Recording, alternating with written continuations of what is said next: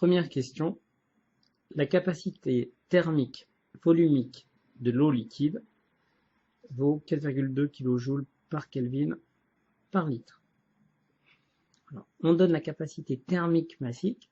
Donc, pour passer à la capacité thermique, il suffit de multiplier par la masse.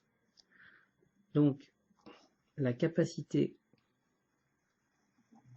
de l'eau volumique, ça va donc être la capacité thermique massique de l'eau fois la masse. Ça, c'est la capacité thermique. Et la capacité thermique volumique, il suffit de diviser par le volume. Donc, ça donne la capacité de l'eau massique multipliée par la masse volumique de l'eau.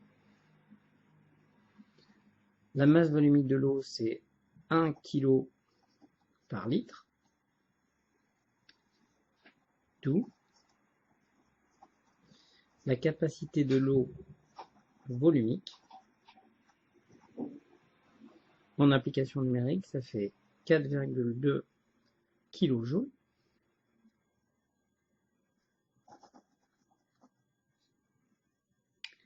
fois 1, donc par Kelvin par litre. Et l'affirmation est vraie. Deuxième question. La capacité thermique totale du système eau plus bouilloire plus résistor. On a vu dans les données que la capacité thermique du conducteur ohmique est négligeable. Par conséquent, la capacité totale,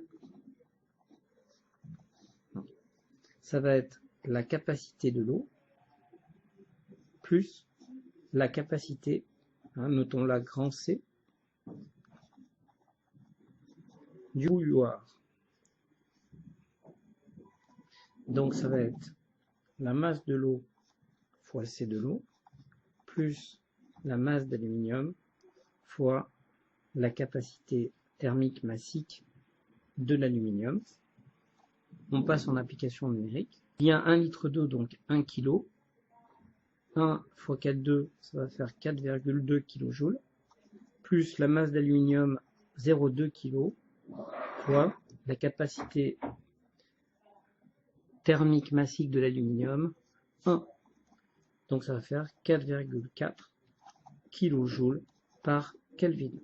Alors attention, bien que l'application numérique soit juste, une capacité thermique s'exprime en kJ par Kelvin et non en kJ par Kelvin par kilogramme, qui correspondrait à une capacité thermique massique.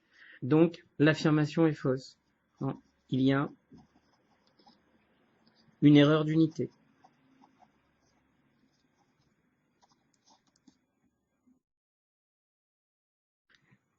Troisième affirmation, l'élévation de température est proportionnelle à la durée d'alimentation électrique.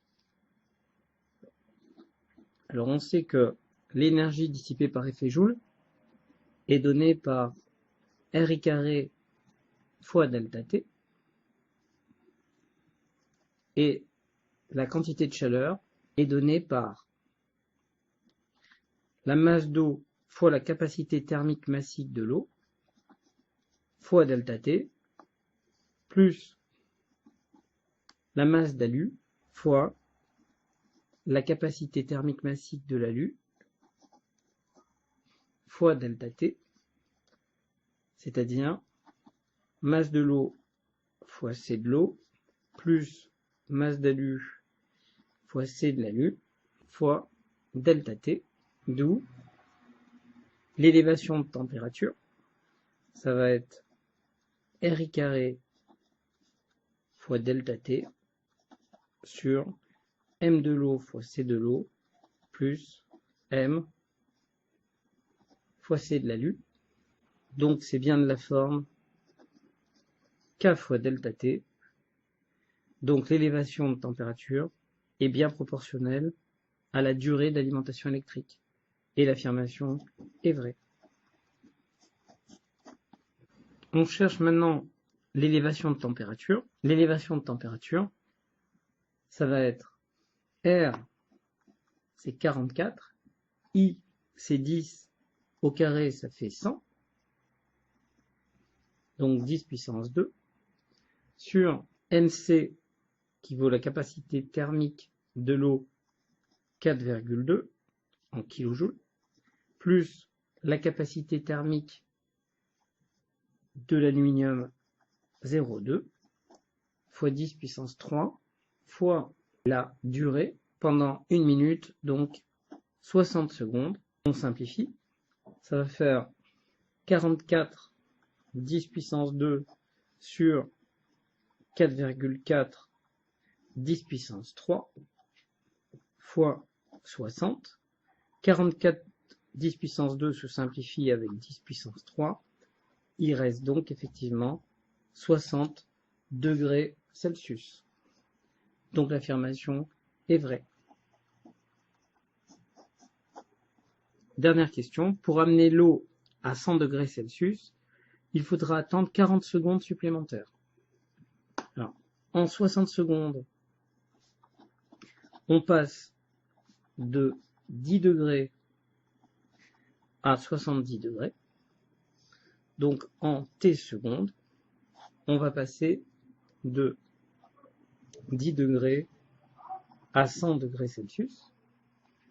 On fait une règle de 3, d'où T, ça va être 100 moins 10, 90, fois 60, et on divise par 70 moins 10, 60, donc 90 secondes, et le temps supplémentaire, ça va donc être 90 moins 60, et ça va faire 30 secondes. Donc l'affirmation est fausse.